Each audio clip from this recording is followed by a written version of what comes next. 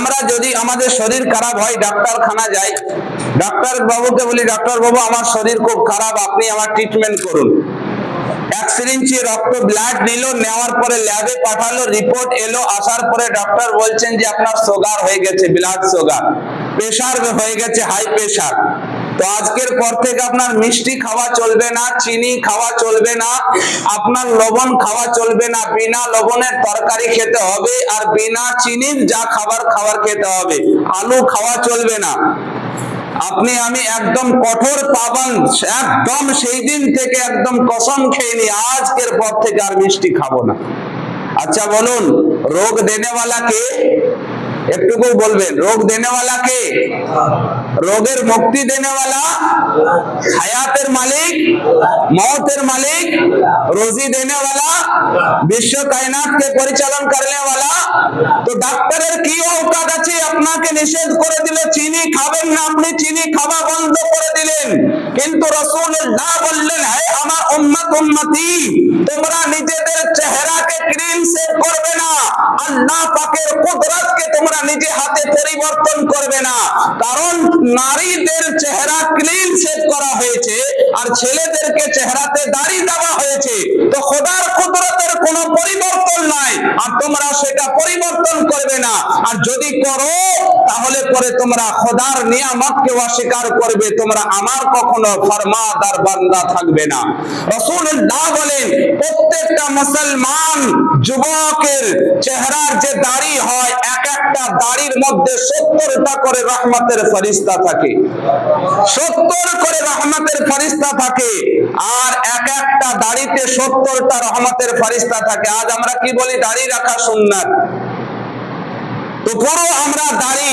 তো আলা হযরত আযিমুল বরকত মুজাদ্দিদ দ্বীন মিল্লাত ফাজিল বেরেলভী আলাইহি রাহমাত ওয়া রিজওয়ান ফতওয়া রিজাবিয়ার ৪র্থ নম্বর খণ্ডের মধ্যে বলেন যে যে দাড়িতে খুর চালায় সে দাড়িতে নয়, ও ফেরেশতা কে? ফেরেশতা মানে মাসুম, নিষ্পাপ, নির্ভুল, নির্গুনাহ। আল্লাহ পাকের ইবাদতের একত্বের নাম হলো ফেরেশতা, যাদের গুনাহ বলে কোনো সাবজেক্ট নাই। ওই রকম ফেরেশতা এক একটা চুলের মধ্যে 70টা করে থাকে। এবার আপনি ক্যালকুলেশন করেন চেহারাতে কত দাড়ি আছে। বলছে যে যখন কোন ব্যক্তি দাড়িতে খুর চালায়, সে দাড়িতে নয় বরঞ্চ রহমতের মাসুম ফেরেশতার গলাতে খুর চালায়। আর বলুন, যে ফেরেশতার গলাতে খুর চালায় সে কখনো কি মুসলমান হতে পারে? সে কখনো ঈমানদার হতে পারে? এত দূর মানে সাহাবায়ে কেরাম বুজুর্গানে দ্বীন বলে, যখন কোন মুসলমান নিজের দাড়িতে খুর চালায় তো সে দাড়িতে নয় বরঞ্চ রাসূলুল্লাহর দিলে খুর চালায়। এ মুসলমান ভাবুন তো একবার যে আমরা কেমন মুসলমান, যে রাসূল পাক সাল্লাল্লাহু আলাইহি ওয়াসাল্লাম বলেন যখন কোন মুসলমান বান্দা মারা যায় তার সঙ্গে দুটো জিনিস যায়, এক হলো মানে চেহারার দাড়ি, আর দ্বিতীয় হলো আপনার ঈমান।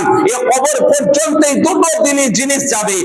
আর নারী যখন মারা যাবে তার সঙ্গে দুটো জিনিস যাবে, এক যাবে মাথার চুল আর দ্বিতীয় যাবে ঈমান। কিন্তু মুসলমান আমরা তো একটা তো আগেই হারিয়ে দিয়েছি, দ্বিতীয়টাকেও আমরা আপনার চেঁচে ফেলে দিচ্ছি। আর নারী তো বিউটি পার্লারে গিয়ে বা বাজারে আজারে চুল খুলে সে চুলের এত বেহরমাতি করে।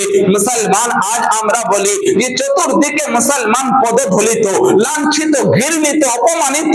কিন্তু মুসলমান ভাবুন তো আপনি আমি, যে আল্লাহ রাসূলকে নারাজ করে সেই ব্যক্তি কি করে মানে সম্মানিত হতে পারে? আজ আপনি বলবেন তাহলে কাফির, বেঈমান, মুশরিক তাদের ব্যাপার। আপনাকে ফর এক্সাম্পল একটা দিই, আপনার বাড়িতে দুটো ছেলে আছে, বড় ছেলে ছোট ছেলে। আপনার কোন রকম একটা ছেলে মানে খুব অনেস্ট, পড়াশোনাতে ভালো, সে কোন রকম কোন খারাপ কাজে লিপ্ত হয় না, খুবই মেধাবী ছাত্র। আর একটা ছেলে একদম বিলকুল আওয়ারা, একদম পুরো আপনার লাপরওয়াহ হয়ে গেছে।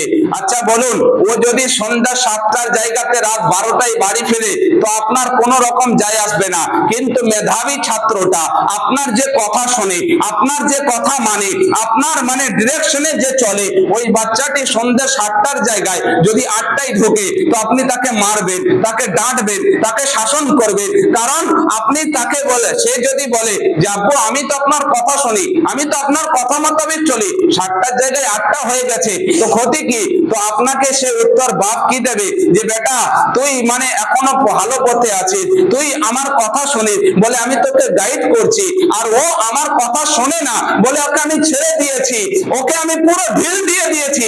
অনুরূপ মহান আল্লাহ বলে বান্দা যে আমাকে আল্লাহ বলে মেনে নিয়েছে, যে কালেমায়ে তাওহীদ পড়ে নিয়েছে, আমি আল্লাহ তাকে বান্দা বলে কবুল করেছি, সে যখন ভুল পথে যায় আমি আল্লাহ তাকে আযাব দিয়ে আবার সঠিক পথে আনার চেষ্টা করি। আর যে আমাকে মানে না ও তো আবারও হয়ে গেছে, ও দুনিয়াতে মরবে তো জ্বলবে এবং আখিরাতেও সে জ্বলবে। প্যারে মুসলমান, তো ये तो ईमानदार আর আপনার কুফরের মধ্যে ডেফিনিশন, এর তফাৎ, এর পার্থক্য। তো আজ আমরা দুনিয়াতে সবার কথা মানি, যদি না মানি কারোর কথা সেটা হলো আল্লাহ আল্লাহ রাসূলের কথা মানি না। দেখুন আজ আপনি আমি দেখুন, যদি একটা কোনো মানুষ আপনার আমার নামে থানাতে যদি কমপ্লেন করে দেয়, আপনার আমার নামে কেউ যদি ডায়েরি বা এফআইআর করে দেয়, তো আপনার আমার রাত্রির ঘুম উড়ে যায় যে থানাতে পুলিশ আমাকে কখন রাত্রে বেলায় তুলে নিয়ে যাবে। তো থানাতে একটা কমপ্লেন বা এফআইআর হওয়াতে আপনার আমার রাত্রের ঘুম উড়ে যায়, ঘুম আসে না যে কখন পুলিশ তুলে নিয়ে যাবে। তো এফআইআরটা কাটানো যেতে পারে কি না? যদি আপনি মোটা টাকা ঘুষ দিয়ে দেন তো নামটা কেটে যেতে পারে, বা কোনো বড় নেতার মানে আপনি সোর্স নিয়ে যদি থানাতে যান তো আপনার এফআইআরটা কেটে যেতে পারে, আপনার অ্যারেস্ট ওয়ারেন্টটা আপনার ভ্যানিশ হয়ে যেতে পারে, বা কোনো বড় হাই র্যাঙ্কের অফিসার আপনার হয়ে যদি সুপারিশ করে দেয় তো আপনার অ্যারেস্ট ওয়ারেন্টটা কেটে যেতে পারে।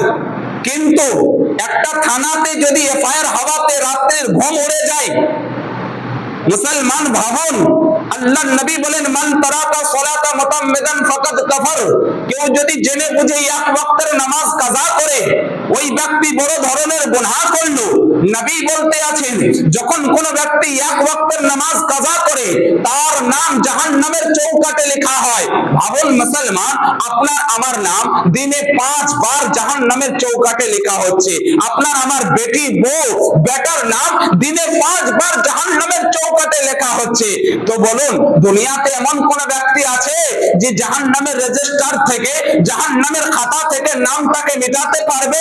কিন্তু ও জাহান্নামের নাম কাটা হচ্ছে, আপনার আমার কোনো তফাৎ কোনো ফরক পড়ে না। আর সামান্য থানা রেজিস্টারের নাম উঠে গেলে পরে আমার আপনার রাত্রির ঘুম উড়ে যায়। তো ভাবুন মুসলমান, আমরা দুনিয়াতে সবার কথা মানি, কিন্তু যদি কারোর কথা না মানি সেটা হলো আল্লাহ আল্লাহ রাসূলের কথা মানি না। তো যে বান্দা আল্লাহ আল্লাহ রাসূলের কথা মানে না সেই বান্দার আর ভালাই কি করে হতে পারে, সে সম্মানিত কি করে হতে পারে, সে ইজ্জতওয়ালা হতে পারে কি করে? আরে মুসলমান, আসুন আপনাকে একটা বড় গুরুত্বপূর্ণ ঘটনা বলি। এই ভারতের বুকে সারা দুনিয়া জানে যে ভারতের বুকে সর্বপ্রথম মসজিদ হয়েছিল কেরালাতে, প্রামাণিক মসজিদ। ও মসজিদের কথা আলাদা, ওখান থেকে ইসলাম প্রচার হয়নি, অনেক কোন একটা রাজা একজনই একা একই ইসলাম কবুল করেছেন। ওটাকে নিয়ে মানুষ মুসলমানকে কনফিউজ করছে। তো কনফিউশনের দরকার নেই, কারণ ভারতের বুকে ওপেনলি ইসলামকে যদি কেউ তাবলীগ আর দাওয়াত দিয়েছেন আর এক দিনে 90 লাখ কে কলমা পড়িয়েছেন সেটা হলো গরিব নওয়াজ সরকার, গরিব নওয়াজ। তো খাজা গরিব নওয়াজ রহমতুল্লাহ আলাইহি, উনি তো বড় বাপের বড় বেটা, ওনার ভারতে আসার কি দরকার ছিল? ভারতে তার আগে তো অনেকে অনেক রকম লুটেরা এসেছিল, অনেক বাটপার এসেছিল, অনেক মানে চিটিংবাজ অনেক রকম অনেক রূপ ধারণ করে এখনো পর্যন্ত ভারতে আছে। চিটিংবাজ বেঈমান যে ভারতকে লুটতে আছে, ভারতের মানুষকে মানে কাঙ্গাল করতে আছে, ভারতের মানুষকে বিভিন্ন দিক দিয়ে ধোঁকা দিতে আছে। তো ভারত যেদিন থেকে সেই ভারতকে আজও পর্যন্ত লুটছে বিভিন্ন রকম ভাবে, কিন্তু একজন ব্যক্তি এসেছিল লুটানেওয়ালা, যার নাম হলো গরিব নওয়াজ। সবাই লুটেছে আর একজন লুটিয়েছে। তো কি দরকার ছিল তার ভারতে আসার? কারণ কি ছিল?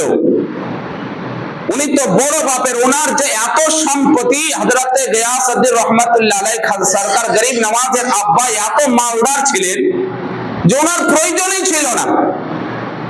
তো উনি আবার যত মালদার ছিলেন তত বড় ইলমওয়ালাও ছিলেন।